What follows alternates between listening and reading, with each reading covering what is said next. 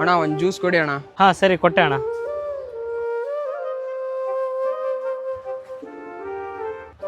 ತಗೊಳ್ಳಿ.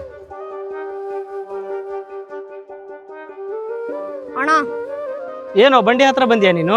ಸ್ಕೂಲ್ ಮುಗ್ದಿದೆ, ಏನಾದ್ರು ಕೆಲಸ ಇದ್ರೆ ಕೊಡೋಣ, ಮಾಡ್ತೀನಿ. ತಮ್ಮ ನೀನು ಕೆಲಸ ಮಾಡೋದು ಏನು ಬೇಕಾಗಿಲ್ಲ. ನೀನು ಫಸ್ಟು ಮನೆಗೆ ಹುಷಾರಾಗಿ ಹೋಗ್ಬಾ. ಇಲ್ಲಿ ಇರೋ ಕೆಲಸ ಎಲ್ಲ ನಾನು ನೋಡ್ಕೊಳ್ತೀನಿ, ಆಯ್ತಾ? ನಾ 2 ದಿವಸದಲ್ಲಿ ಎಕ್ಸಾಮ್ ಫೀಸ್ ಕಟ್ಬೇಕಂತಣ್ಣ. ವಾರದ ಮುಂಚೆನ ಹೇಳೋಕ್ಕಾಗಲ್ಲೇನೋ, ಇವಾಗ ಹೇಳಿದ್ರೆ ಹೆಂಗ? ಸರಿ ನೀನು ಮನೆಗೆ ಹೋಗ್ಬಾ, ನಾನು ಹೆಂಗನೋ ಒಂದು ಅಡ್ಜಸ್ಟ್ ಮಾಡ್ತೀನಿ, ಆಯಿತಾ? ಹಲೋ ಅಣ್ಣ, ಮಂಜುನಾಥ್ ಫೈನಾನ್ಸಾ? ಹಾಂ ಸರಿ ಅಣ್ಣ.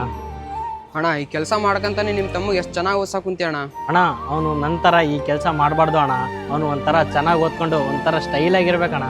ಅಣ್ಣ ಇದ್ರೊಳಗೆ ಒಳ್ಳೆಯದು 100-150 ಅಣ್ಣ. ಇದಕ್ಕೂ ನಾವು ಫೈನಾನ್ಸ್ ಕಟ್ಟರೆ ನಿನಗೆ ಕಷ್ಟ ಆಗಂಗಿಲ್ಲ ಅಣ್ಣ. ನನಗೆ ಎಷ್ಟನ ಕಷ್ಟ ಬರಲಿ ಅಣ್ಣ, ನಾನು ಸುಧಾರಿಸ್ಕೊಳ್ತೀನಿ.